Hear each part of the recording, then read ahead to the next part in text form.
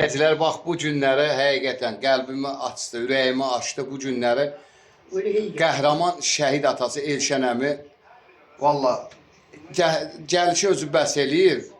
Əlində sumkasına da ehtiyac yoxdur. Ancaq bu günləri gəlib anamız yoxladı. Anamın bu günləri həqiqətən qapısını açıb, qapısını açıb sevindirdi. Əmi, qarşında baş əyirəm. Bu gün rahat sərbəst azadlığımız sizin kimi atalar borcludur. Bu gün bizim qapımızı açmaq bizi sevindirdi. Borcumuzdur ona. Ne yapsan bizim kapılarımızı açırsan, bizim de borcumuzu senin kapı açaq. Bayramda gələk, anamızın bayramı təbrik edək. Var olasan. Qalan balalarımın xeyrin versin. Mənim ağzım olmasın, Fatma-i Zahra.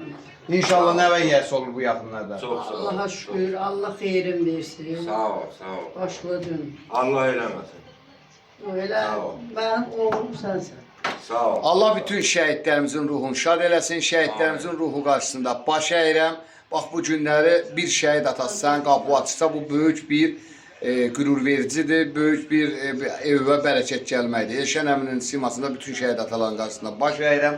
Qazilərimizə, şəhoveytanlarımıza can sağlığı, Elşən əmiyə də can sağlığı. Sağ ol. Gəl o təzə nəvəsi olacaq inşallah. Ondan ona xeyir versin. Təzə rövşənimiz həyata gəlir. Amin. Allah şəhidlərimizə rəhmət.